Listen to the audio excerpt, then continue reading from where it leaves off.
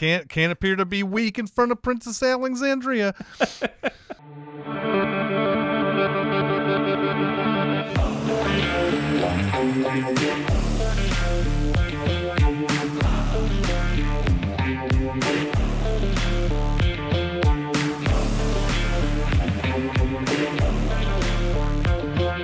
Welcome to Gold, Diamonds, and Death, a James Bond podcast. I am your 00 host, Jonathan Watkins. I'm a writer for all things under the Cinemasins brand name, co-host of the Behind the Scenes podcast. Joining me each and every week for this endeavor, he's the co-founder of Cinemasins, co-host of the weekly podcast Recotopia, and was once the owner of his own crocodile farm. Pretty fascinating story. Yep. And indeed I was.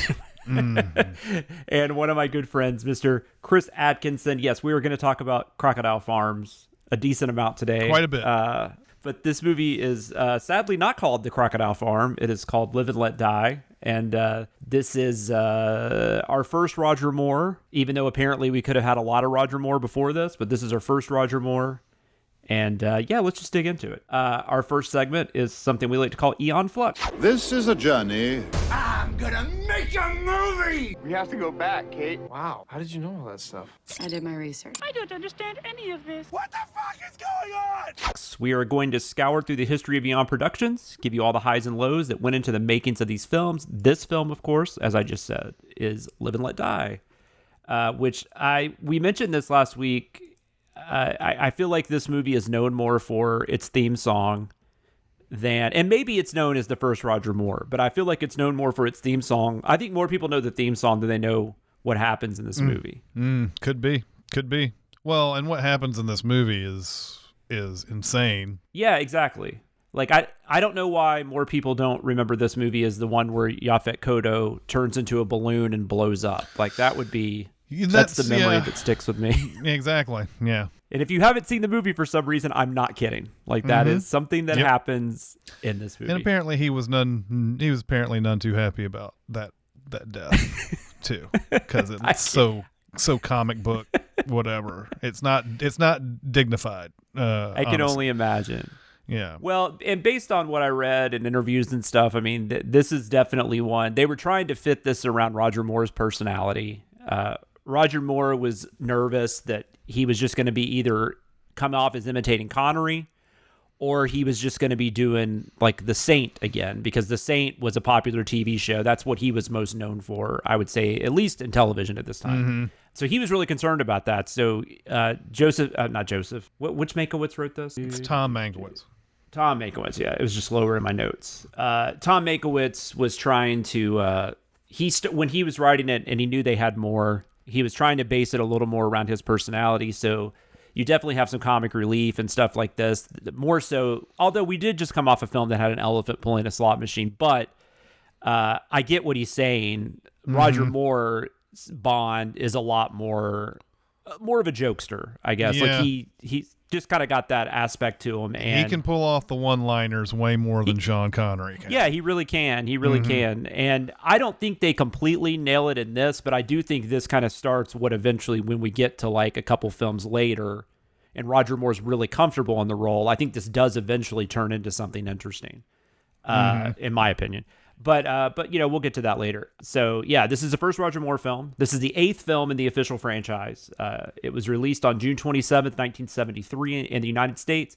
It was released a week later, July 6th, in the UK. This was the first one I remember that opened in the US first. And even today, a lot of the Bond films open in the UK before they open here. So I thought that was kind of interesting. I didn't see any reason why they did that. Maybe it's because of the southern. Yeah, maybe. This is definitely. I mean, it's in New York too, but there's a lot of the United States in this. Of course, the last one too had a lot of Vegas. Yeah, exactly. So I don't know. Yeah.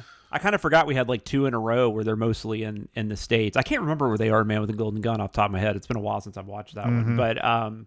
But yeah, they're definitely back in the States. They're mostly they're in New York. They're in New Orleans. They did film some stuff in Jamaica. They wanted to film in Haiti, and they went to Haiti to just kind of learn more about. Mankiewicz wanted to know more about voodoo and the practices and the religion and all that kind of stuff. So they went to Haiti, and they couldn't film there because there was a lot of political unrest. So they ended up filming in Jamaica. But they didn't call it Jamaica because they didn't want it to be like Dr. No all over again. Yes. So they changed the name to some fictional like what was it? San Monique. Yeah, San Monique. But most of the filming took place in New Orleans, and they did film in Harlem. I read they actually had to pay a local gang protection money, supposedly. So that's interesting. And then apparently they ran out of money at some point. The gang was like, "Okay, you got to get out of here." So I thought that was funny. Yeah. 1970s New York. Everyone enjoy. But it opened in 1973, summer of 73. This was a big hit. 161.8 million worldwide on a budget of 7 million, which would be about 44 million as of 2021 was the date I got for the inflation. And that's a gross of about 988 million. It's just shy of $1 billion when you factor in inflation. So people saw the movie. It also holds the record for the most viewed broadcast film on TV in the UK.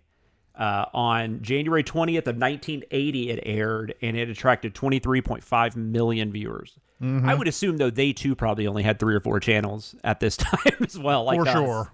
Definitely. I miss that, though. I miss it, and occasionally, which I don't have traditional cable anymore, but I do have access to, local networks and stuff through other streaming devices, like Paramount. I have local CBS and stuff like that. But they don't really do these movies anymore. Like that used to be a big thing, like the broadcast movie, and I think that was a big thing for films too, because they would sell their rights to ABC or whatever, make tons of money. I don't know how that works now, but I miss that, like the ABC Sunday night movie or something, and they like Ghostbusters would be on Sunday night, or something, and everybody fucking watched it because Because you didn't have. I mean, there's so many things to get into these days. So many exactly. Things. Like back in the day, it was you had the 3 TV stations, and then if you wanted to go hang out, you had to just it wasn't like what it was today. We already said first film in the franchise to star Roger Moore, although it's at least like the 3rd attempt to get him because they wanted him for Dr. No. He was doing a TV show. Might have been the Saint then, too. I don't remember. I mean, I'm sure we talked about this when we talked about Dr. No, but that's been several weeks. But he was they tried to get him for Honor Majesty's Secret Service. I think it was, and then they tried to get him for Diamonds Are Forever. So this was their 4th attempt, and they finally got him. Well, they tried to get Connery back. Yeah, I was about to say they even tried to get Connery again and tried to pay him another record sum.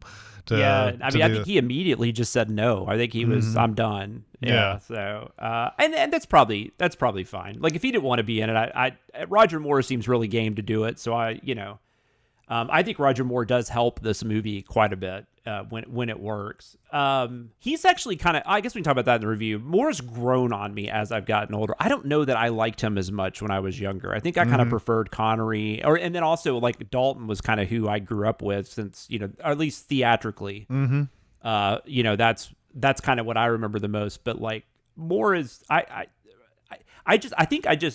Moore seems like a person I really want to hang out with. Like he just seems like he would be so much fun to have like a drink with. Yeah. I don't know that I get that from Connery. No, not really.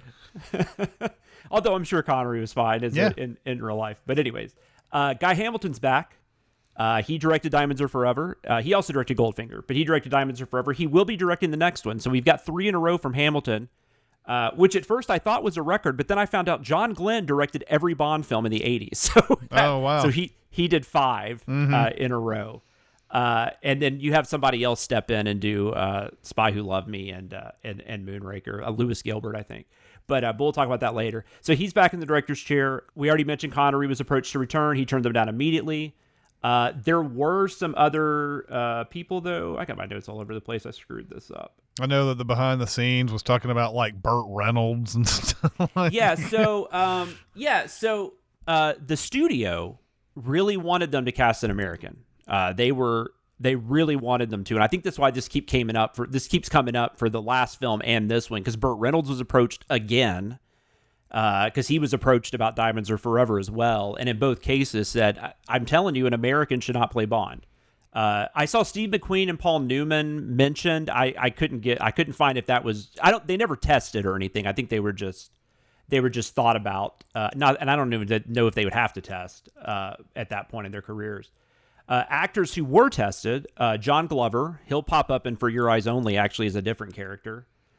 John Gavin was approached again. He was tested again. Jeremy Brett, who if I know as Sherlock Holmes in the 80s, he might be my favorite Sherlock Holmes. And there's a few other people, Simon Oates, John Ronayne, and William Gaunt. They were all tested. Michael Billington was the front runner at one point. He will be in The Spy Who Loved Me as a different character.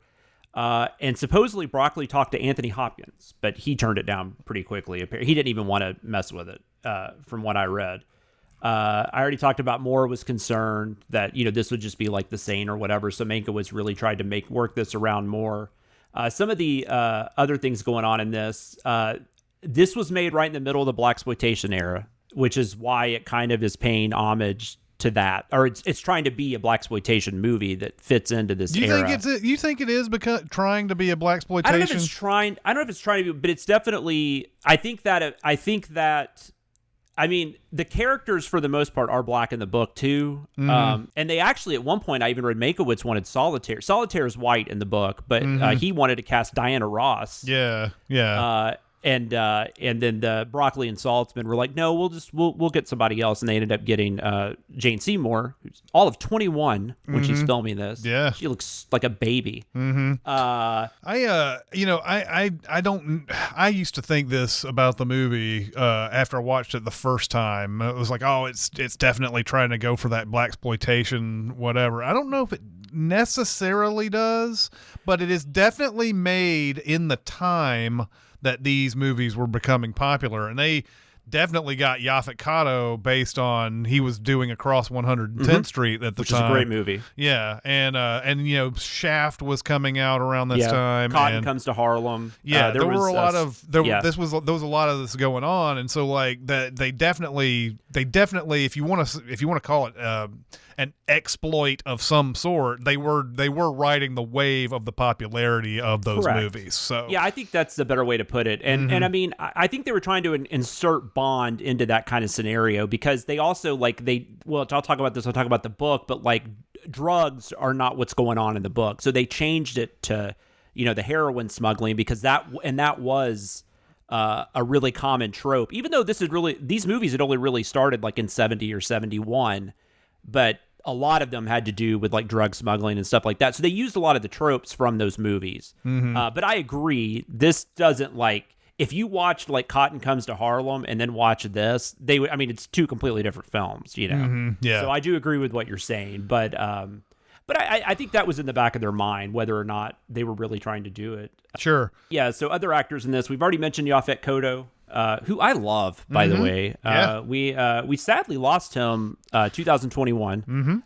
He hadn't acted in anything since 2008, though. His last credit, Film or Television, was this. I've never seen it, and I had forgotten about it. It was this Larry the Cable Guy. When they were trying to make Larry the Cable Guy movies. Oh, yeah. It was called Witless Protection. With Larry the Cable Guy and Jenny McCarthy. He's in that. But that was his last one. But he should not be known for that. He should be known for Across 110th Street, we already mentioned. Alien, of course. Midnight Run. And The Running Man. Yeah, Running Man is my Yaphet Kotto. Freddy's Dead. Yeah, absolutely.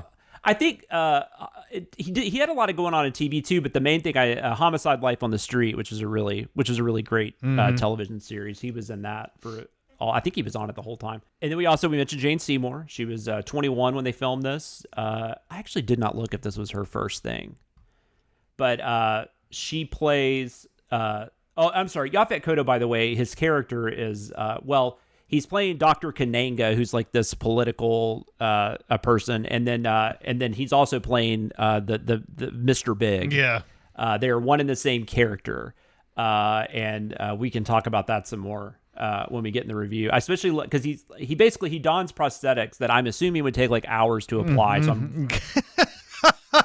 anyway, yep. Because he starts just pulling that off, and I'm just like, that would take forever, man. And you just like ruin that mask. Yeah. But Jane Seymour, I know her. I'm sure you do too. We grew up. I didn't watch the show, but Dr. Quinn, Medicine Woman. Yeah, I never watched the show, but that was a popular show for a really long time, and you would regularly see ads for it. Yeah, I think the last thing I kind of remember her in, even though I'm not a huge fan of this movie, but I love her in it, is Wedding Crashers. Yeah. She's actually quite good in this. She does a lot better than what she's given to do, I guess. Is kind of what I came away from it with. Her situation though, where she has to be like, she just falls for Bond. It's like we've talked about, they just meet him and then all of a sudden they want him. But that whole thing is kind of just embarrassing. Yeah, but this time, Jonathan, it's the cards. It's the cards. True. That's in true. the card, literally in the cards. So. And so if she had sex with him, that means she lost her power. Is that what that was? Yep. That's crazy. Yep.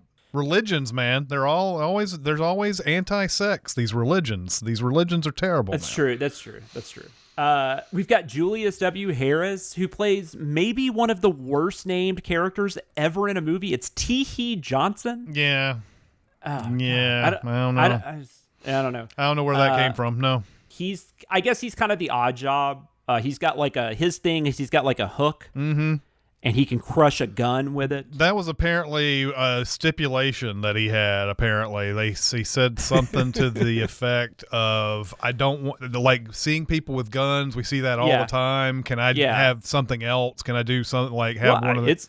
It's memorable. Mm-hmm, yeah. I mean, he stands out. He was in a lot of these films around the time too, kind of like Kodo, but he was in a bunch more. He was in Superfly. He was in the sequel to Shaft. Shaft's a big score. He was in Trouble Man. So he was doing a bunch of these blaxploitation films around this time. Gloria Hendry, she plays Rosie Carver, technically, I guess, the first black Bond girl. Mm-hmm. And I'd been a long time since I had seen this, and so when I first watched it, I was like, "Oh yeah, it's typical. They don't even let Bond kiss this girl or whatever." But they eventually get it on. Yeah. So. Yeah, no, they have some fun. Mm-hmm. She was also in Across 110th Street. She had been in a movie with Yafet before. Jeffrey Holder, who is, I always forget, like I always think he's in this movie more than he is because he has such a presence. Yeah. He plays Baron Samdi. I don't know if they say the last name in the movie. I think it's Samdi. I think that's how. That's right. That's right. I just always think he's in this a lot more. I don't know. He's not really a henchman, but he's part of the organization. He works for Mr. Big. Mm-hmm. And every now and then we do get these tertiary villain characters. Like we mentioned Wayne Newton last week is in License to Kill. Like he's kind of that type of character, although this is a better character probably than the Wayne Newton character, but it's kind of on the same spotlight. License to Kill actually, interestingly, takes stuff from this book, just like it does from Diamonds Are Forever. The thing I remember Jeffrey Holder from, though, are the 7-Up commercials. Oh, yeah. Because, I mean, that was like when we were kids, and he was like the spokesperson. He's been in a ton of stuff. Like, I'm not reducing it. I'm just saying that voice and that laugh. Yeah, Annie I think is the big one. Yeah, he's in Annie. Yeah. He's a really interesting guy. He was a really well-known dancer. He danced for the Metropolitan Opera Ballet. Wow. He was a principal dancer.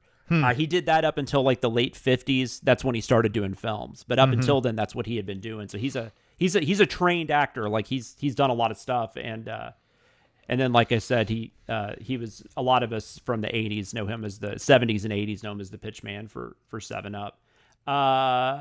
Felix Leiter is back.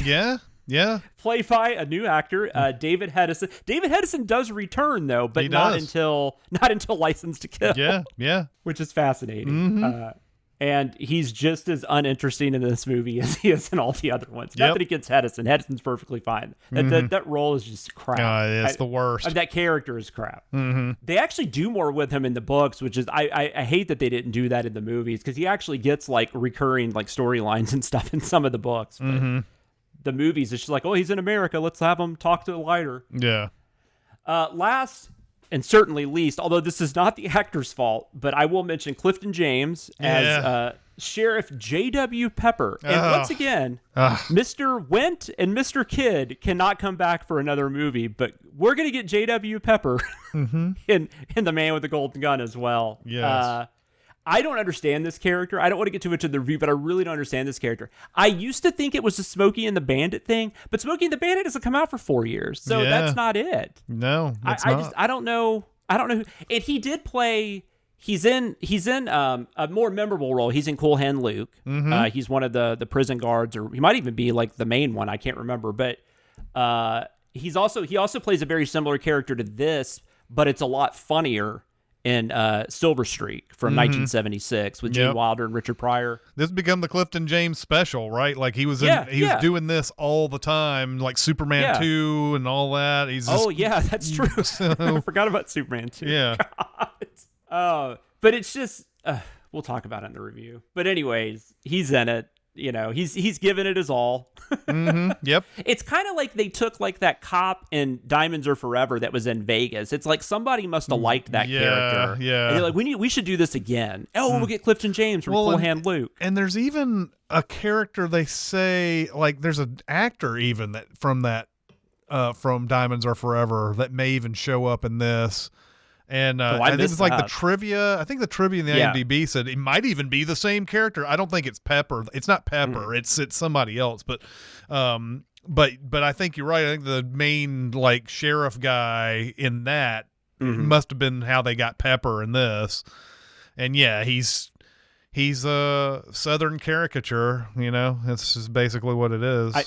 From what I remember, he is better in this, or he's at least more tolerable in this than he is a Man with a Golden Gun, but we'll find out, I guess, in a week. Bernard Lee and Lois Maxwell are back as M and Moneypenny. A couple interesting things. Lee's wife had just died, and so he wasn't going to do it, and they were about to hire Kenneth More to play the role. He was, I guess, just an accomplished British actor, but Lee did eventually end up doing it. I don't know where that decision came in, but I mean, I just know that he was not in a good place, obviously, and I don't blame him.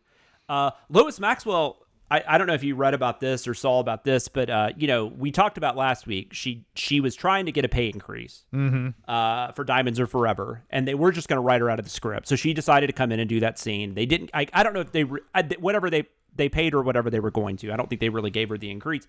And then they did the same thing for this. But the scene she's in, which is at James Bond's like house or apartment or whatever, there were some issues. So that actually ended up having to film 2 days instead of one. She was only contracted for 1 day. She ended up making more money than she would have if they had just given her the pay increase. Yep. And Roger Moore wrote in something that like a biography or something that she bought a fur coat. yeah, fur coat. He wrote there was a diary he wrote on set that's what it was. Was out of it's, I guess it sold okay, but then it went out of print and then it came back in print later on, way later on. But it's amazing how many times Bond producers have made a decision and they regretted it later, where like this might as well just put up the money or whatever. But I don't know. I mean, but the only thing I don't understand about that is they still would have had that second day that she wasn't contracted for. So I would think she would have made any more, but maybe she's saying she would have maybe been okay with just what they paid her if that had I don't know. But I just thought that was funny. Good for her. Yeah. Tom Mankiewicz, we already mentioned, he's brought back. He actually picked, they started discussing this while Diamonds Are Forever was filming. He picked Live and Let Die. Because he loved the ideas of the villains in the novel because they weren't as over the top. And he really wanted to do something at the time that was considered, it could be considered over the line by making all the villains black. And he wanted to take up that challenge in this. He's like one thing that he said in the behind the scenes is like, look. Anybody who goes up against Bond, they're going to be the villains. They're going to lose or whatever. So you have to keep that in mind during this whole thing. And the thing that he does in this, there's a chance they could have gone really like on a real bad tangent in this movie, but I think everybody in here has dignity and doesn't do anything like ridiculous or anything like there's some ridiculousness, but it's no more ridiculous than any other Bond villain type stuff, Yeah, I agree. But also, I don't have the black perspective on this movie either. So there could be a lot of things in this movie that are more offensive than it were intended. Yeah. And I can kind of see the whole idea, like, there has never been a bunch of us in a Bond movie, but we're all villains, except for Gloria Hendry, who actually is kind of a villain too in a way. I mean, she definitely she tries to double cross Bond. So, I mean, she really is kind of a villain. So like I can't speak for but yeah, and I agree with what you're saying, like the way it's presented, and it's a Bond movie, right? It's not a movie that's trying to make any kind of statement. Yeah. And that kind of stuff, which is interesting because you hear like black filmmakers today. I'm trying to think. I don't remember if it was the woman who directed Candyman. I can't remember, but a lot of them are like, like some of them will talk about how they get kind of pigeonholed into this where they have to make a movie about like the black experience. And it's like, why can't I just direct Spider-Man? Yeah. Right. And so I kind of like, this kind of feels like something along those lines of, it's like, this is a mainstream, big production. It's not about anything other than there's heroes, there's villains, and, but once again, if you're offended, obviously that's, I understandable, and we don't have that perspective. Richard Maybaum also at one point was asked to write this. I don't know if that was before they got Mankiewicz back on, but I was kind of confused by that because Maybaum didn't want to do it because he thought the drug smuggling aspect wasn't interesting for a Bond film. He thought it should be something more grandiose. But so I don't know what, but he was, I read in a couple places in an interview with him that he was asked to come on, and maybe that was just to work with Mankiewicz. I don't know. Guy Hamilton was a huge lover of jazz. And so Mankiewicz actually suggested they shoot in New Orleans. Hamilton didn't want to use Mardi Gras as a set piece because there is a similar festivity in Thunderball that's called Junkanoo. But he did incorporate jazz funerals, which I love, by the way, in this movie. And the canals. There's a whole thing with the canals and stuff. So, which those are two identifiable features. Which is, that was a thing that I guess they had there was an issue with them going to New Orleans because it was like, what, we're going to go down there just to shoot that? And it's like, okay, no, well, let's look and find some other locations to put in the story and everything. That's one of my favorite bits, though, is that funeral thing at the beginning. Yeah, it's great. It's awesome. So I thought this was funny. The crocodile farm was something they discovered in Jamaica when they were looking for locations. That sign that said "Trespassers will be eaten." They came across that, and so they put it in the script, and that's how we got the Yaphet Kotto. What's Kananga? Is that right? Yeah. Ross Kananga was the guy that owned the farm. So they used the name Kananga, and they used the guy's farm. Yep. And from what I read in the scene with the crocodiles, I mean, they're really doing that because you can't really fake that in 1973. And he was, I don't know if he's actually the one they're filming. I couldn't figure that out. But okay, that's what I thought. But he apparently one of the takes, he almost got bit by one of them. I mean, I think in several of the takes he's getting bitten in some capacity or whatever. And there was an idea that he gave to more, like, you should wear crocodile shoes and all this other stuff. And so in the scene where he's doing this stunt, he's wearing crocodile shoes and he's jumping over these, and of course the thing is, the really interesting thing is the first time he tries to do it, it's just a bad take or whatever. He doesn't get to the piece of land or whatever. The second time he does it, the crocodiles are ready for it because they know it's coming. So that's why you see them jump up in the air and everything. You see this guy, he doesn't care at all. I mean, I guess if you have a crocodile farm, I guess you don't care. I mean, that seems crazy to me. I don't know why you'd want one, but I'm not messing with crocodiles or alligators no. I'm leaving them the hell alone. But I thought that was great. Like, that wasn't something that's just funny. Like, the idea of being in, like, where, looking for scouting for locations and you just see this place. And it ends up being a pretty memorable part of the movie too, I guess. I wonder if Pitfall took that, because do you remember Pitfall? Very well could have, yeah. Because you have to jump over crocodile heads or swing over them or something. You have to swing over them, yeah. You can jump on them too, as long as their mouths are not That's up. what it was. Pitfall Harry. So, and we did mention already, but just in case, Mankiewicz wanted Diana Ross to play Solitaire, which I thought was pretty interesting. And Catherine Deneuve was actually considered for her as well at one point, but then they ended up going Catherine Deneuve? Deneuve, sorry. God, I always say that wrong. Catherine Deneuve, the very famous actress, Belle de Jour and The Hunger and all kinds of great stuff. Seymour at the time was in a show called, I'm going to say Oneida Line. And it was not something I'd ever heard of, but it lasted like 9 seasons. It was on from like 71 to 1980 or something. So that's where they saw her. Madeline Smith, who plays Bond's lover at the beginning, this girl that, like, when we see Bond and I guess she's supposed to be like another spy or something, or a witness. I don't know. There's somebody when M shows up at Bond's house, he's like, by the way, you wouldn't know where blah blah is, would you? Right. Yeah. And she's hiding in the closet or whatever. But she told a story that, like, she had worked with Moore, like, on The Saint, I think. It was on something she had worked with Moore. So she knew Roger. She really liked him. And so she was comfortable doing a scene like that with him, which is not like it's a sex scene, but she's scantily clad and she's with him. And his wife showed up that day to just watch. Yep. And so she said that was pretty awful. Like, just having to, even though I'm sure his wife didn't care, but it was still. I don't know. I think I heard maybe something she that did. I think I heard that his wife's pretty protective during all of that. So I don't know how far it went to, like, was she yelling on the set or anything? Probably not. But that's true. You don't know. But who knows? It was a little uncomfortable how whatever went down. Live and Let Die doesn't have Q. It's the only Bond film until Casino Royale. Yeah. He was busy. He was doing a TV series. Desmond Llewellyn was doing a TV series called Follyfoot. And then the writers on Follyfoot wrote him out of 3 episodes so he could go do the movie. And then Broccoli and Saltzman were like, we don't want you in the movie. We're good. Oh, yeah, of course. They felt like the films had become too reliant on gadgets, which is weird because the last couple we've mentioned didn't have that many. So I don't know what they were talking about. Yeah. Just some random stuff. Moore suffered from kidney stones during filming, which I've had a few times, and that was not pleasant, I'm sure.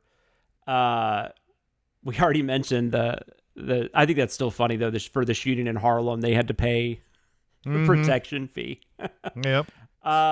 There was also some incidents on the set with the animals. Jane Seymour almost got attacked by one of the snakes. Is when she's on that stake. The snake got away from wherever it was supposed to be and was headed towards her. And the wrangler apparently caught it, like, at the last second. Yeah. Like it was about to strike. I can't even imagine. Well, and the dude that they kill at the beginning of the movie, one of the agents that gets killed early on, apparently, like, fainted. Because he fainted. You're using real freaking snakes. And there was another scene where Seymour, they put a snake in her face, and that freaked her the hell out. Yeah. And, like, they were doing, and then apparently Jeffrey Holder. Yeah. He's got a scene where he has to fall into a casket full of snakes, and he really didn't want to do it, but Princess Alexandria was showed up that day to watch. Yeah, and so he's like, well, I better do it now. She's watching. Yeah. Can't appear to be weak in front of Princess Alexandria.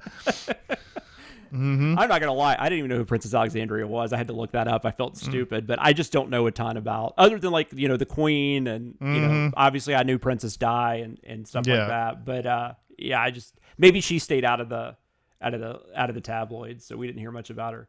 That big boat chase scene, which is pretty cool. They built 26 boats for it. And just during rehearsals, they crashed 17 of them. They were destroyed. So, I guess it's good they built that many. Because I was just, like, sitting there thinking, like, how much money did it cost to have people build boats? Like, that's insane. The double-decker, I liked reading about the stunt stuff in this. The double-decker bus stunt was they figured out a way to remove the top themselves, and then they put it back on, and they were using ball bearings, I guess, to kind of keep it on enough to when it drove, but then right when it hit that way it would just separate and there wouldn't be any issue. I thought that was pretty neat. Salvador Dali was approached to create the tarot cards. But he wanted too much money, so they went with Fergus Hall, who's another artist around that time. And those things look awesome. Yeah, they do. But Dali did actually create his own line of tarot cards eventually, because he was so intrigued by the idea that he just kept working on them. And they apparently, like in the mid '80s, he released them. John Barry, we don't have John Barry's score in this one. They approached Paul McCartney to write the theme song. Of course, he did. And I guess he brought in George Martin to do the score. Although the score really is just Live and Let Die. Yeah, they play it like 5 times. And there's a cover version in it too already. There's already like... Yeah, that's interesting too. Okay, so they asked McCartney to write it. He just assumed he would be singing it. They assumed he wouldn't be singing it. So they hired BJ Arnow, and she's the one who was singing it in the nightclub. So they did actually have her come in and do her version of it, but she was actually going to be on over the credits. And I guess McCartney was like, no, I'm doing this. And I mean, what are you going to say? No to Paul McCartney? I mean, and plus that's a huge thing, right? I mean, I think they probably just thought he wouldn't want to, like he would just write it and move on. But obviously that song, Live and Let Die, maybe that's got to be the most successful Bond song. I mean, as far as like charts and stuff, that's a Wings song. It's on a Wings album. I don't know. I mean, I don't have the stats in front of me, but Skyfall would have to be huge. Skyfall's up there, and the Billie Eilish one is up there. That's true. And this one I think did well, but it didn't. It was never near number one on Billboard. Well, I don't know what chart. It was number 2 on something, but I don't know what chart that was. That I think might it not was have been 2 on Billboard. the UK chart, but I think maybe. on the US it may have been like 9th or something like that. It wasn't like close. So, and it was nominated for an Academy Award. It lost to The Way We Were, which is funny because I also saw this where, and I've never listened to The Way We Were. It's a Barbra Streisand song. I don't even, the song was also nominated for the AFI's 100 Years, 100 Songs list, but it didn't even make that. Goldfinger is the only Bond song on the list. And then oddly enough, The Way We Were is number 8 on that list. So clearly people liked The Way We Were. So maybe that was fine. But I don't know. Yeah, you might be right. As far as charting and stuff, maybe there are some that have done a little bit. I would think that Duran Duran song did pretty well too, but that might just be because I love that song. For View to a Kill. I'm pretty sure the Duran Duran one did really well as well, but I don't know. This one obviously is super popular in its own right. Then Guns N' Roses did a that's cover, true. That brought and it Guns N' back. Roses version was huge. So who knows? It depends on how you measure. Yeah, it might successful. just be more prominent. I think it's one of the ones that has definitely stood the test of time better than most. Like I think people still like that song still gets played. You know, like people know that song. They might, and some people might not even know it's a Bond song. I mean, you know, it's gotten to that point. So yeah, I don't know. It's interesting. The film got pretty good reviews. A lot of critics though were not real positive about Roger Moore. At the time, they said he just like Roger Ebert said he wasn't as interesting in the role, basically. And then reviews complained about the bad guys too, just the drug smuggling and all that stuff, which I guess I could see at the time after 7 movies where it's always this big shit's going on, where people are making diamond lasers and stuff, and then you just got these people that are trying to smuggle heroin. But then it's got a very similar like track as far as Bond villains are concerned, where they want to hoard a particular item so that the value of it goes down everywhere else. Nobody else can survive. And then he comes in with all the heroin, at a marked up price, because he's going to go out and saturate it. He's going to saturate the market. It's like $1 billion worth of heroin or something like that. He's going to give it away so he can get more people addicted. Just going to give it away. And then once that's out, then he's just the only one who can sell it. Yeah. I thought that too. I thought even though like maybe the Bond films hadn't really dealt with drugs, it still felt like the same kind of thing. Plus, he has a lair. Like he's got a super. He's got a villain lair. I mean, he's got sharks and shit down there. And this is the 70s where the drug stuff that was becoming more and more a thing. Like that was becoming a major part of all sort of crime movies at this point. and I mentioned that earlier with the blaxploitation films. That was often what was going on in those films. So and honestly, like they did change it. I'll talk about the book, but the it's not drugs in the book, but it's not like any better or anything. But anyways, so I thought that was interesting. But it is also like based on like contemporary reviews of it, it's not like it's gotten real. I maybe people like it a little better overall, but like it's never really gotten. It's like if you go to Rotten Tomatoes, I know the critics it's like 65%. I think on the audience it's like 68, so it's pretty even. It's just not one that people really talk about that much, other than it's Roger Moore's first Bond film, and a lot of people like the theme song. But like I've seen it quite a few times, and I have a hard time remembering like what happens in it. Like I said, I always think that the 7-Up guy's in like the entire movie, and like is like sometimes I forget it's Yaphet Kotto that's the main villain. The film did win. Like I said, it got nominated for that Academy Award. It lost to the song. Got nominated. The song also was nominated for a Grammy, but it lost. The film did win a Best Film Award. It's the Evening Standard British Film Award. I don't know what that is, but it won it. I don't really have too much to say about the behind the scenes other than that. Did you have anything else? Jane Seymour was actually on the bus on certain stunts, and she was like, "There's no reason for me to be on this bus while I was doing all this crazy stuff, but I'm here. I'm on it during a lot That's of hilarious. it." Well, she's probably she's young, and they probably just asked her to get on the bus, and she hadn't had. I mean, she's probably like, I don't want to complain, so I'll just get on the bus. Yeah, because it's not more the whole time, right? I don't think so, but I don't think it is either. know. But Roger Moore during the boat stuff, apparently, like in early rehearsals for this, got injured and broke a whole bunch. Like, I don't know if he broke a bunch of ribs or something. He was. He had to walk around on a cane after this accident. Yeah, he got beat up pretty bad on this movie. And plus he had the kidney stones. But he was talking. I saw him. Like, it was like this old documentary footage or whatever of him talking about doing it. And he was talking about how he read the script and he was like, I'm gonna have to go get in shape.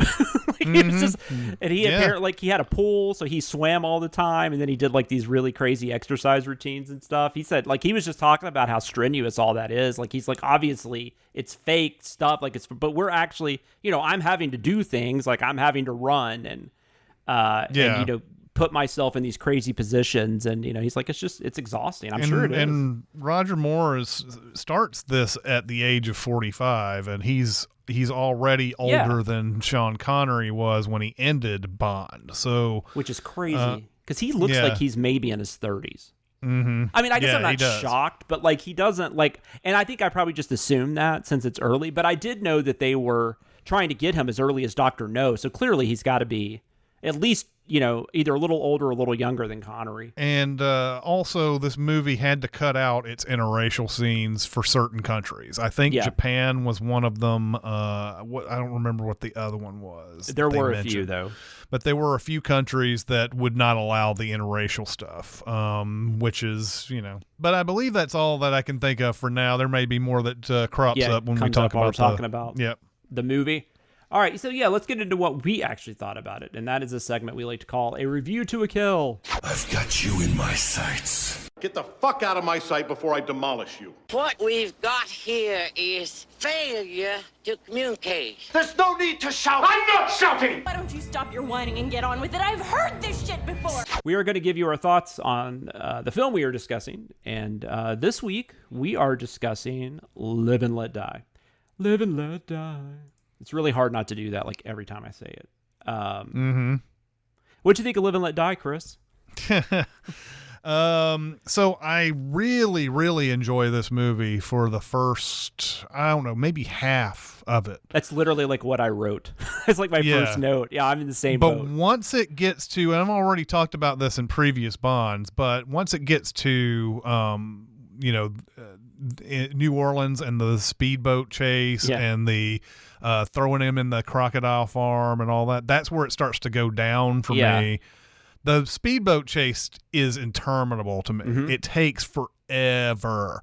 You're sitting there going, I cannot believe they're still on the boats at this point. Why is this still happening? And I know that how long is this fucking river? I know they're having a lot of fun with shooting boats onto dry land and all that. They're having a lot of fun doing that. But it's taken forever, and that. Yeah. Alluding to other Bond films, this is. I thought Diamonds Are Forever was insidious when it came to killing Bond, just going ahead and killing him. But this one, it seems like they keep topping themselves. Like, how can we find the dumbest way not to kill Bond in these movies? And in this one, it's like there's the first time they have a chance to kill Bond. That's the first time that. That Mr. Big /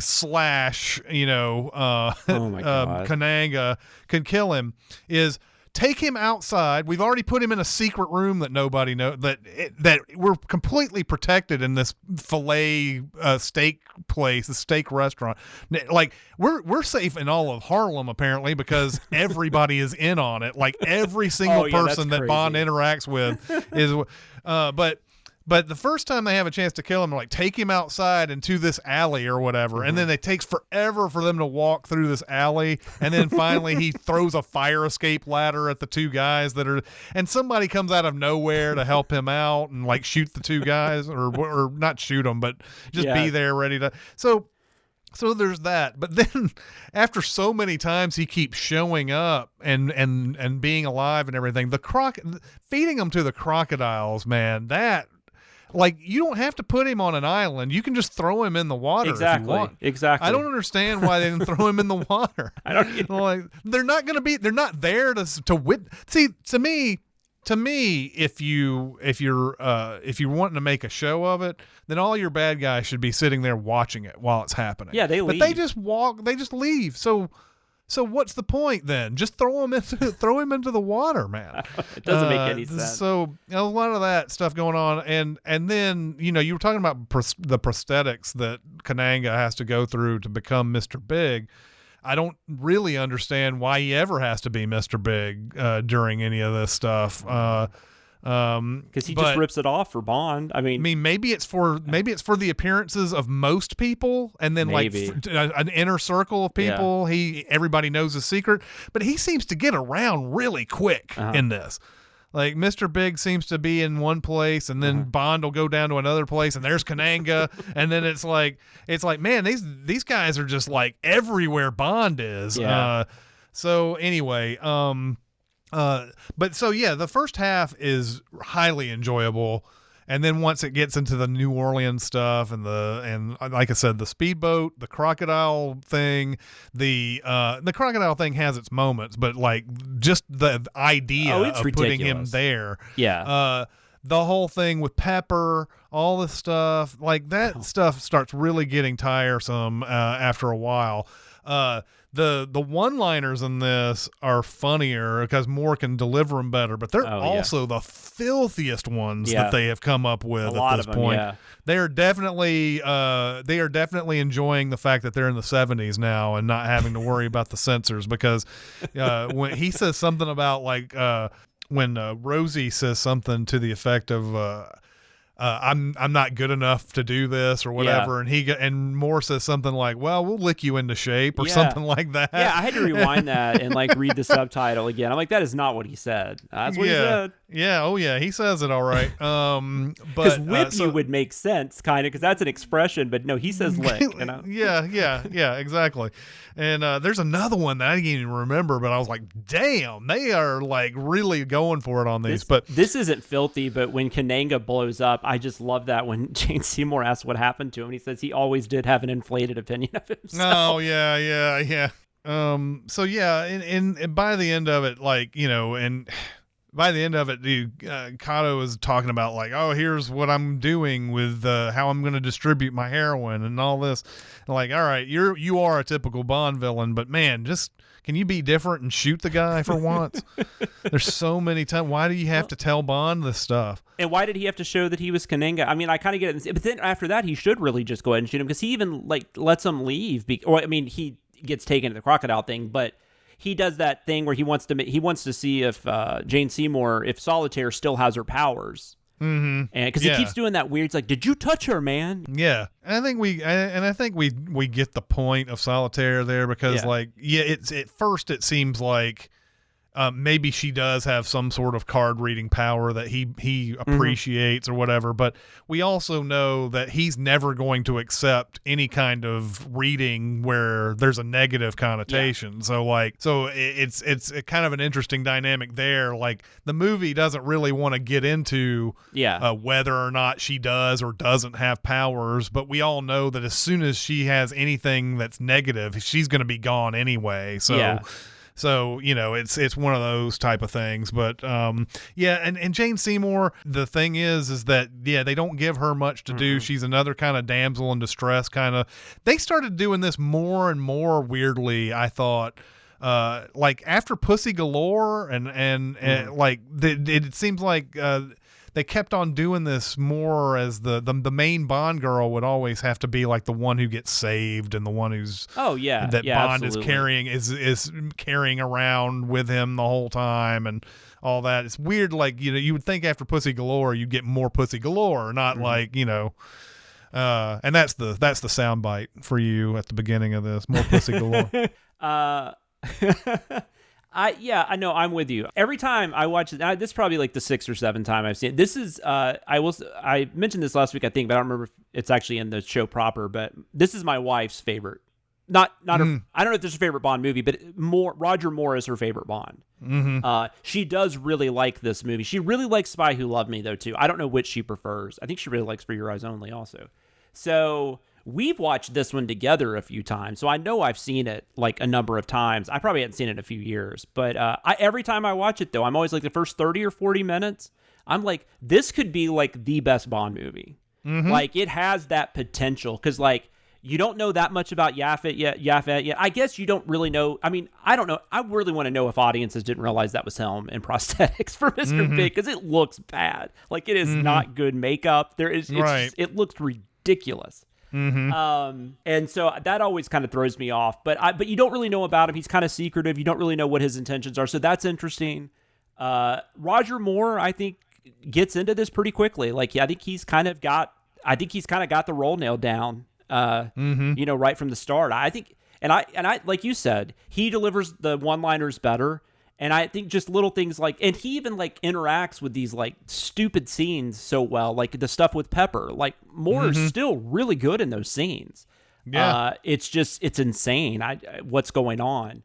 But yeah, then it just gets to it gets a little like more generic, I guess. It gets a little interminable. You have like chase after chase, and none of them are that interesting. There's some action stuff at the beginning that's okay, but like towards the end, none of it's interesting. I love the pre-credit sequence, even though it's really short and Bond's not even involved in it, but I just like how they set up everything. They're killing these agents. That scene at the funeral, the New Orleans funeral march, and that creepy looking guy, that just like, he looks like it's crazy. He looks like both harmless and really sinister at the same time. And then that agent's like, whose funeral is it? And he just pulls that knife out. He's like, it's yours. And he just stabs him. Yeah. It's just such a cool moment. And then they go over and do this weird thing with the coffin that's somehow able to pick up the body and everything. So I love it. And then I love the opening scene with Bond. I like that we're like at his house or his apartment or whatever it is. And he's got to deal with like, even though it's kind of a sitcom thing with he's hiding the girl or whatever. And, Ilm and Moneypenny are in there. But it was just, I don't know, him making coffee for Ilm like that, just for some reason that I liked that. Like, it was just, it just made him feel a little more, I guess, a little more down to earth than some of the Connery films did. So I like stuff like that. Yeah, he's definitely Bond more than Lazenby. Was when he first tried it, and I can understand people comparing him to Connery because it's almost, I guess, like a Shatner versus Patrick Stewart. Yeah, kind of. I mean, Connery's a better actor. Like, I don't even think there's a question. I mean, for me, there's not a question. Like, I think Connery's a much better actor than Roger Moore. I don't know how good of an actor Roger Moore is. I know that Roger Moore is really good at being Roger Moore, and that's fine. He's a movie star, right? I mean, that's fine. And unfortunately, outside of his couple of good Bond films, I haven't seen a ton of movies with him that I like that much. I know there has to be some that he's in that are good, but I unfortunately haven't seen a lot of them. But I have grown to really like him as Bond. I think some of it is just rewatching these with my wife and her being such a fan. I think that's probably grown on me a little bit. But the only thing about Roger Moore, from what I remember, and there are a few of these I haven't seen in a while, but he doesn't have very many really good Bonds. This might even end up being like his second best. And half of this movie is kind of terrible. It really is. And like half of it's really good, half of it's kind of terrible. So it just kind of falls right there in the middle, right? But but it just sucks that the half that's not great is like the last like hour, because that's unfortunate that you're stuck watching all this. There was some stuff. What was it like? We talked about.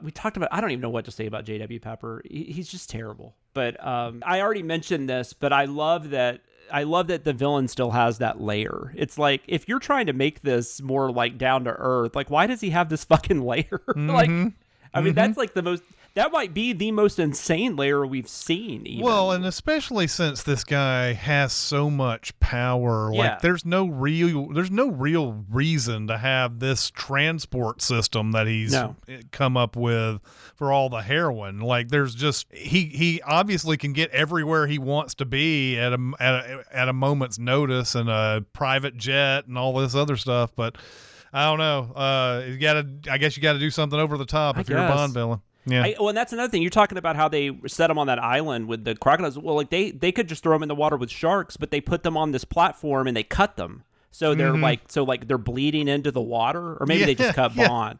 But why do you need to do that? I mean, you could cut them before you throw them in, sure, so the shark's more attracted to them. But like, I don't understand the platform and the lowering. I want to be like Scott or whatever. Scott and Austin Powers. Yeah. It's shoot him. Just shoot him. I'll get a gun. We'll shoot him together. The thing is that, like, to me, is if you're going to do this, you should be the audience. You should if it's a spectacle of some sort that you're trying to achieve, then all you bad guys should be sitting there watching it happen. And then if something goes wrong, you can fix it. But mainly you're there for the entertainment of it. And they always just leave. That's the thing that always kills me about it. They just leave. Yeah, and that's not really something I thought about until we started watching these. Because every single one of them. I mean, Goldfinger's about to walk out on that scene where he's got the laser going towards his crotch. You know, he's the only reason he stays is because Bond says something to him. No, you're right. They just like... Why wouldn't they want to watch? I don't know. If it's going to be a spectacle, you should watch it.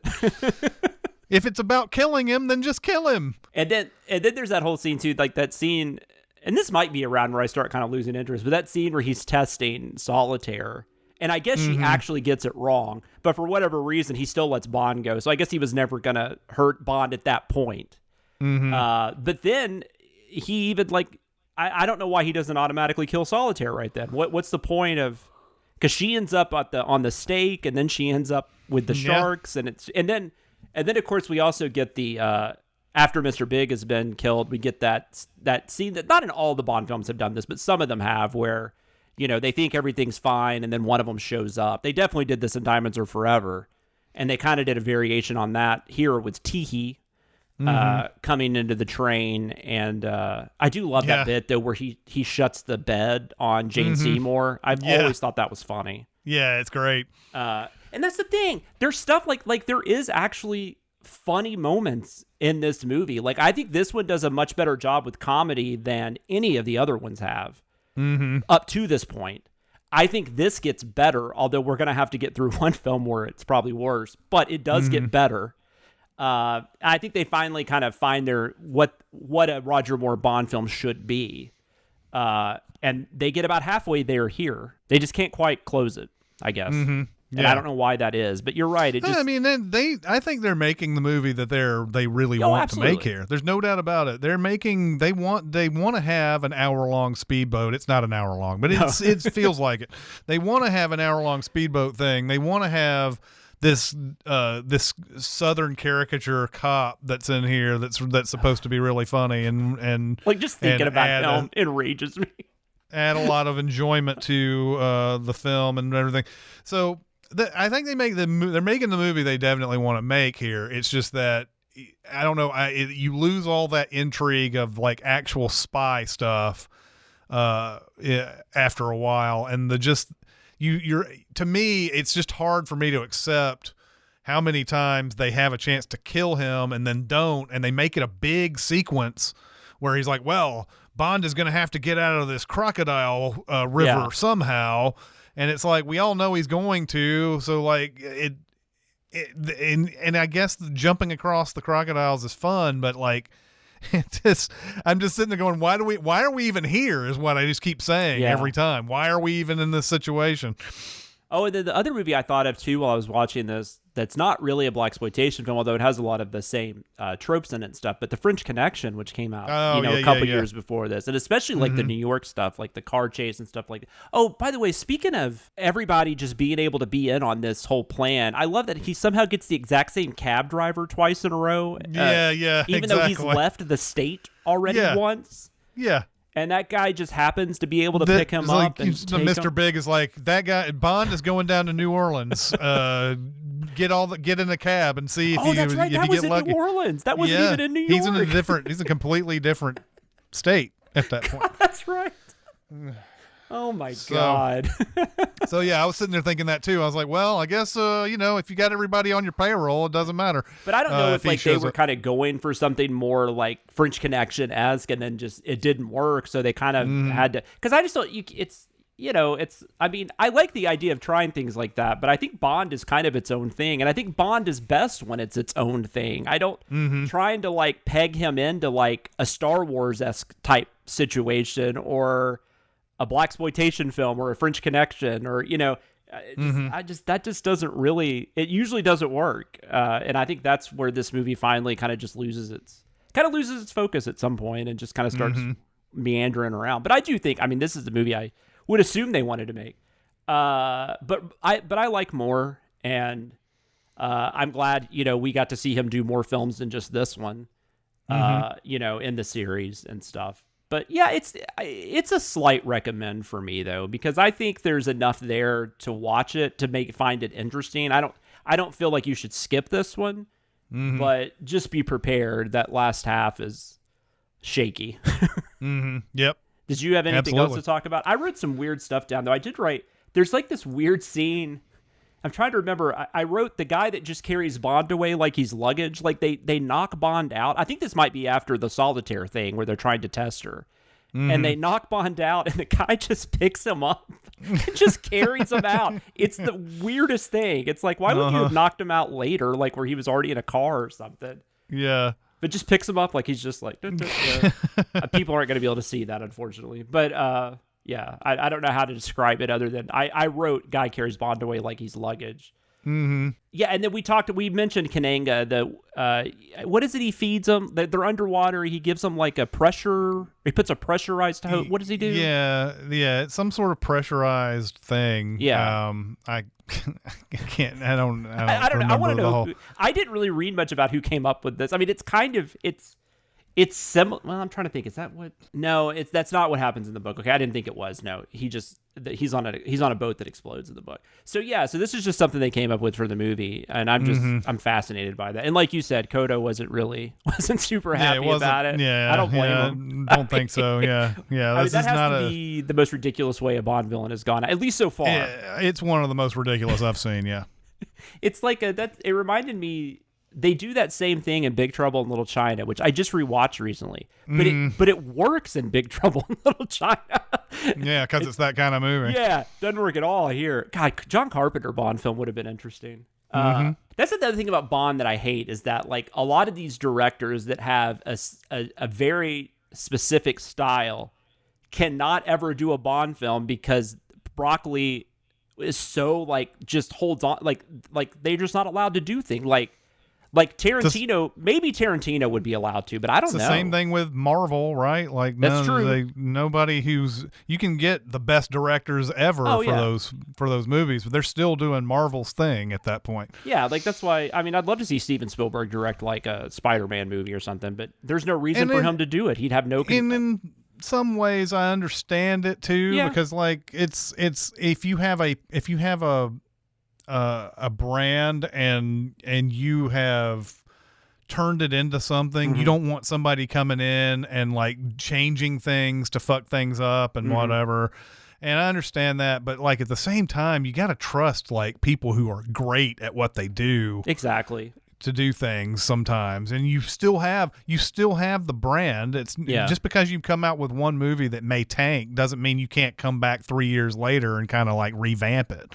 Yeah, and I mean, and they have. I should say they have had some really big. I mean, some of these directors and these early ones even had directed other great stuff. But like Sam Mendes has directed a Bond film. Cary Fukunaga, is that how you pronounce his last name? It's Cary Joji Fukunaga. I think. He did No Time to Die, right? So, so I mean, you do get some interesting films, but I don't really feel like I'm not watching. Although I don't know really what a Sam Mendes film is. I don't know. I haven't watched enough of his stuff probably, or at least not in a while, to be able to differentiate that. But I wasn't watching whatever. Did he do Skyfall? I think that's the one he did. Whichever one he did, I wasn't watching that going, oh, this is Sam Mendes. Yeah, Sam Mendes did a couple. It's Fukunaga, by the way. Oh, Fukunaga. Okay. Fukunaga. I think we said Fukunawa, but Fukunaga. But anyway, Sam Mendes did.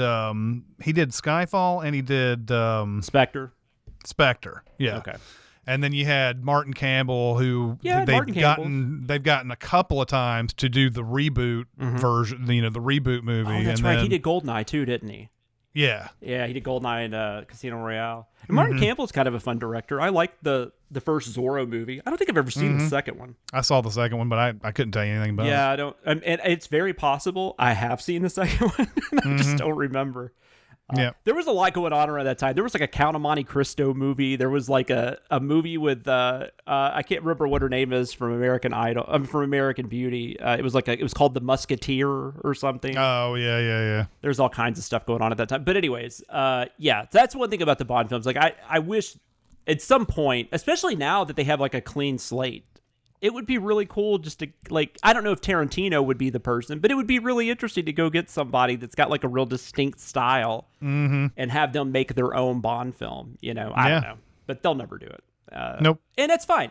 And look, it's worked, right? I mean, this is a franchise that has not only lasted 60 years, every single film is in a theater and it's a big event. It's not, they've never gone direct to video or, so they obviously know what they're doing, but this is just a me thing. I think it would be a lot more interesting to some of us if we saw some different takes and whatnot. But anyways, that's for another discussion. Before we move on to our last segment, we like to do rankings. If this is your first time here, we have 5 categories and our scale is based on something that Bond holds near and dear to his heart as long as they are shaken and not stirred, and that would be martinis. So for each category, we're ranking from 1 to 5 martinis. 5 is the best damn liquid that has ever passed your lips, and 1 being the well liquor you had to settle for or were too drunk to care that night. So our first thing we rank is just the story, just our overall kind of feel about what's going on in the movie and stuff. Yeah, I think this is a 3. Oh yeah, because it's like I said, when we've already talked about the half and half nature of this movie, and the first half is so fun, and then the next half is oh god, this is mindless.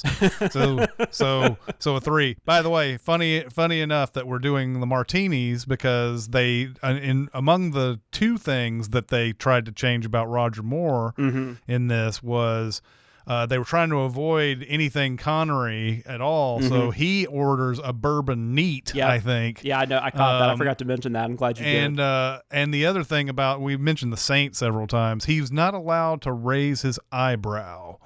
I did see that. That's like a George Clooney and it's it's very much like that. Yes. Was that Soderbergh that? Soderbergh's this is gonna be your first not head bopping movie. Yeah, it was or whatever. You have 25 facial tics. We're doing none of those in this movie. Yeah, it was something crazy. Yeah, but anyway, this Bond takes his bourbon neat. And that's interesting. I hadn't really thought about that. I did notice he ordered the bourbon instead of the martini, so I thought that was interesting. But I can't he might not order a martini. That might not be something Moore ever does. I can't remember that. I don't remember. Yeah. They may come back to it. They come back to at it some with Craig point for sure. Brosnan, they definitely do, because there's that whole stupid Sean Bean's how many martinis have you drank to not think about the people you've killed or something. But I'm just saying they may bring it back with more and just say, okay, it doesn't matter. But yeah, he gets a bourbon neat. What's the guy no ice? And maybe that's what neat means. I'm bad about this. I think that's what that means. But he said that's extra. Ice is extra. Yeah. You know what's fun? It's funny. I don't know if this is... I guess they get more liquid probably. That's probably why it's extra. Yeah. That's the thing.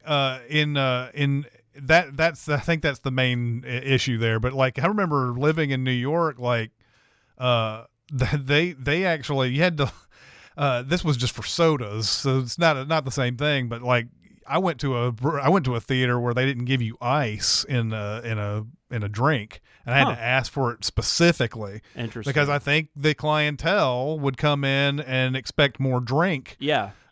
So they didn't want to have stuff like ice. I guess it's kind of the same. It's thing. weird. I don't put ice in my drinks at home usually. Like if I'm just pouring a Diet Dr. Pepper out of a 2-liter, if I'm not drinking out of a can, I don't typically pour ice. But like I've never asked for no ice. And if it's been in the fridge and it's cold, yeah, I guess that's different too. Yeah, that's probably what it is. But yeah, it's just it's not cold. I mean, even those fountains, it's supposed to be cold, but it's not cold enough. But I think you tapped into it there. The no ice means that you're going to get more alcohol, and it's therefore more. Yeah, I just thought it was a funny little because it's like one of those lines. Like I don't even know why it's in the movie. Like it doesn't matter. But I guess they're wanting to bring attention to the fact that he's not getting a martini. Yeah.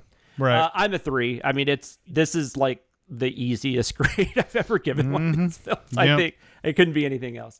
And honestly, it's probably more like a 2.5. But I do think that first hour is like that first hour is like a 4. Mm-hmm.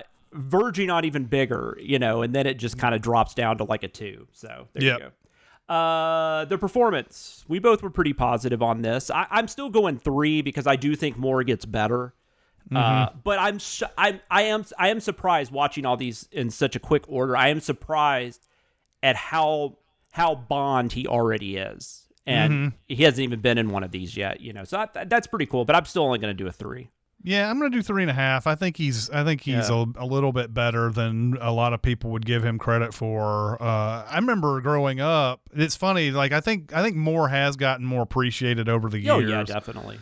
But I remember growing up in the 80s when Timothy Dalton first came in, everybody was like, Connery's the only Bond, Moore is terrible, blah, blah, blah. That's what I always heard too, yeah. And then when Pierce Brosnan got in there, people were like, I kind of like Pierce Brosnan, and there was still that same deal, like Connery's the best, Moore's terrible, but boy, good thing Timothy Dalton came along because Roger Moore is better than that guy or whatever. So, and again, you got to think about the movies that Timothy Dalton was in. That was the main reason, main problem. And the thing about the Moore, whether people liked him or not, I mean, the Moore movies make money. Especially the later ones. I mean, this one made a lot of money. Man with Golden Gun, I don't think did as well. But I know like Spy Who Loved Me, Moonraker. I mean, all these movies made a lot of money, and so and I'm pretty sure more than the Dalton ones. Well, maybe not Living Daylights, but I know License to Kill was considered a disappointment. But I don't know all the details because I haven't done the research yet because we haven't gotten to those. The villain, the henchman. So we've got Kananga, Mr. Big, and then you've got Teehee. I guess you've got Baron, kind of. He's kind of a villain. I guess Solitaire kind of is at the beginning. I don't know, but I wouldn't call her a villain. Probably wouldn't count her. But they're fine. I mean, Yaphet is really good because he's Yaphet. He's always very good. But there's just not a lot, especially by the end. It's just there's nothing there. There's just so many, and there's so many weird things that don't seem necessary about what they've added to his character and everything. Like you said, this prosthetic thing, and just why does he decide to go back and forth between these? I don't understand. He's got like a professional makeup effects guy on his staff. Yeah, like Stan Winston. It's like working for him, like a 20-year-old Stan Winston. Right. Yeah. Exactly. But when you have Teehee I think is a really good odd job type villain, he's and I like Baron a lot, so I would probably give the villains 3.5 as well on this one. It's just that there's some weird, like I said, the weird stuff with the Yaphet in this movie is what kind of takes it down a notch, even though it's such a Bond villain thing to do, like this over the top, unnecessary stuff. But still, at the same time, you can't get that out of your head a lot of times. Yeah, no, I agree. No, I'm a 3. I'm right at 3. And the henchmen definitely take it up a notch. Yeah, and the fact that you've just got a great actor playing the main bad guy. There's not really. We'll skip the gadgets. There's really nothing in this. There's only one that I remember, and it's the magnet thing. Yeah, it's in which they had to to make it work, they had to put a string on the zipper, and they had to have somebody pulling the zipper yeah, as when he's they doing went it to that girl. Yeah, yeah, and yeah, that magnet shows up again when he's trying to get off the Crocodile River and everything. Oh, that's true. Gets the boat to actually move for a second, the little canoe to work, but it doesn't actually do anything because he can't, because it's tied up. So not much there. And does he ends up using it at the very end too, doesn't he? Something with that watch. He ends up using that watch on the very end too, maybe. Yeah, maybe. I think I don't remember. Yeah. Anyway, it's not not the memorable. Gadgets is not big. Yeah. Gadgets not good at all. Yeah. And then of course the song "Live and Let Die." I don't think I like this song as much as most people. I like it. Like, there's nothing wrong with it. And I like McCartney. And it's, but I think what I like more about it than the song, I like the kind of like we were talking about Goldfinger. I like just the way it's composed. Mm-hmm. I think that's its strongest attribute. But I will say, like, when they had the actress singing it, or the singers, the one that was going to be doing it, I'm glad they went with McCartney. Nothing. I mean, I just didn't really like her version of it as much. It was a little too bombastic, I guess. I don't know. McCartney kind of, even though it's a big song, McCartney keeps it like pretty level with the way he sings it, and I think that works in its benefit. But I'm just going to give it a 4. There are a few songs I like better that we're going to get to eventually, but it's good. I would give this a 4.5. Yeah. I'm really high on this song. That's a good song. And it's, it's a rarity. The way I grew up, I heard the Guns N' Roses version first. Like, that's I might have too. So I at first I didn't even know that was a cover for a long time, and then getting more and more into movies, started realizing, oh, okay, "Live and Let Die" is a Paul McCartney with Wings song. And when I went to hear it for the first time, I was like, I don't know if I like this, because Guns N' Roses, of course, during that bridge would always go into that heavy guitar, that down, and I like that a lot better. Yeah. But now that I have heard this song a lot more over the years, I really like that arrangement. Yeah, the arrangement's great. I guess that's what I meant to say. I couldn't think of the word arrangement. I mean, I could be wrong too. Who knows? But I really like all the different instrumentation and stuff that's going on in that song. And we finally, like, the credits have still been evolving all this time. Like, we got a major one with Goldfinger, with the way they did the titles. Maurice Binder has been doing the titles this whole time, I believe. We're getting closer and closer to that silhouetted woman, in the background, the stuff that we know Bond credits to be. We're getting closer and closer to that, even though, like, they've been toying with it this whole time.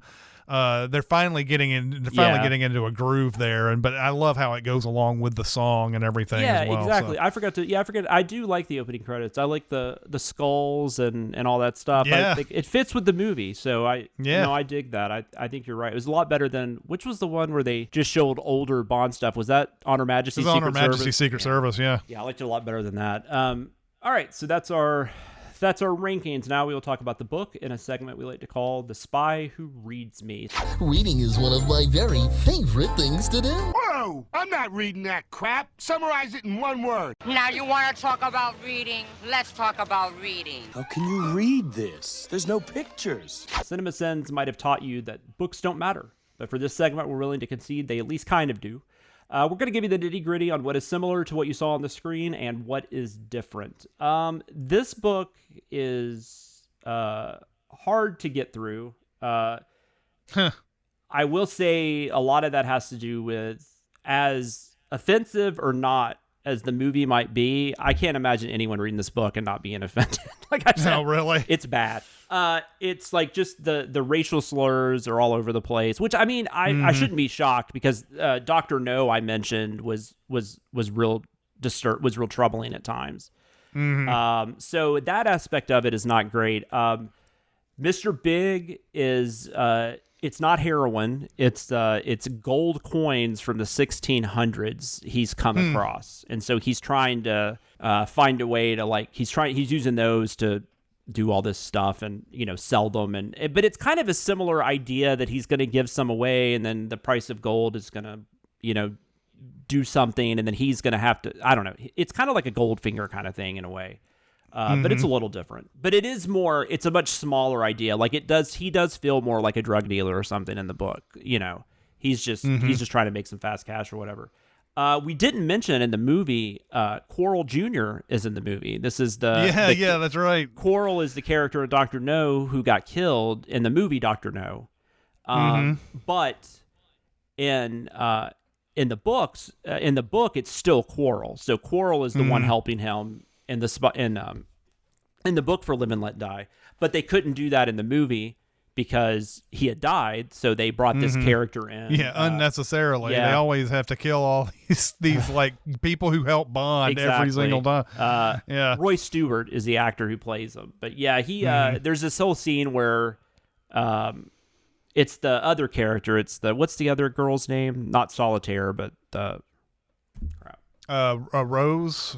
Yeah. Something. So she thinks that he's actually trying to kill Bond at one point, and she's almost going to shoot him, and then Quarrel Jr., and then you find out he's just helping him fish or whatever, which I don't know why Bond wouldn't have said, hey, by the way, this is my friend, Quarrel Jr.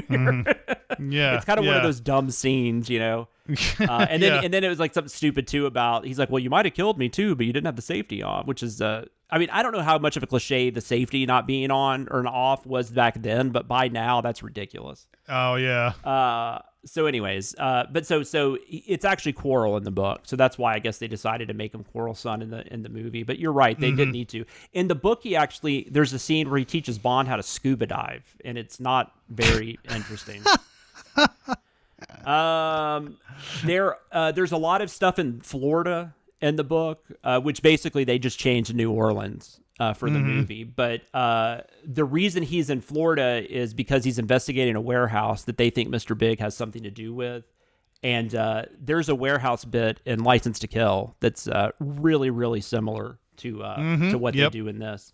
Also, going back to License to Kill, and I mentioned this last week, in this book, Felix Leiter gets attacked by a shark in Live and Let Die. He loses half of his leg and one of his arms. And then he ends up getting fired or let go from the CIA because and then he becomes a private detective, and then he's in Diamonds Are Forever, the book, helping Bond out like he is in the movie, but it's just in a different capacity. So you read in this book like him getting attacked. There's a lot of shark stuff in this book. But once again, License to Kill, Felix Leiter, there's a very similar scene in License to Kill that has to do with that. Bond encounters a giant squid in this novel. If you remember, this also happens in the book for Dr. No. I don't know what Fleming's deal with squids was, but like he just keeps bringing them back. It's weird. It's like Goober and Peter's like obsession with spiders or whatever. Yeah, kind of. Yeah, yeah, pretty much. There's no Kananga. Like I said earlier, they named Kananga after the guy that owned the crocodile farm. So there's no Mr. Big is just Mr. Big. There's no like dual identity. The climax, there are sharks involved in the climax, but like Mr. Big is like dragging Bond and Solitaire with this boat, and they're like getting roughed up on coral, so that all their blood's going into the water, and that's attracting the sharks. But then like it doesn't really make a lot of sense. I still couldn't figure out exactly how Solitaire and Bond got out of this mess, but Mr. Big's boat blows up, and he's like jumping off or whatever, then he gets eaten by the sharks. So that's how he dies. He doesn't like, turn into a balloon or whatever. Yeah. So, yeah. And Felix Leiter, I should say, he does have a much bigger role in the book. Felix Leiter is much more interesting in the novels. Like he actually has like a whole like arc, which I'm kind of going to back and forth because I'm reading these books in the order of the movies instead of the order of the books, which is kind of fun. Because it's just trying to like map everything. Well, and together. this one was what, the fourth book? This is second. That he wrote? This is number 2. Second book. This is right after Casino Royale. Yep. So, thank you for joining us this week, everybody. That's going to be it. Yeah. Also, before we go, we have social media. You can reach us on Twitter. We are at GoldSpy007. You can also reach out to me directly on Twitter. I am at SamLoomis13. You can email us at golddiamonddeath007@gmail.com. And if you like this podcast and other things under the Cinemasins brand, we also have a Patreon you can join at patreon.com/Cinemasins. And if you have a second to leave us a 5-star review at your podcast listening app of choice, we would appreciate it. We hope you will join us again next week. We will talk about The Man with the Golden Gun, which will be another one that's really hard not to sing while we're saying it. The Man with the Golden Gun. It's not a good song. Spoiler alert. Until then, keep the martinis dry and shaken, the Baccarat shoe moving, and the Aston Martin fully gassed. This is Chris Atkinson and Jonathan Watkins signing off, and we will see you next mission.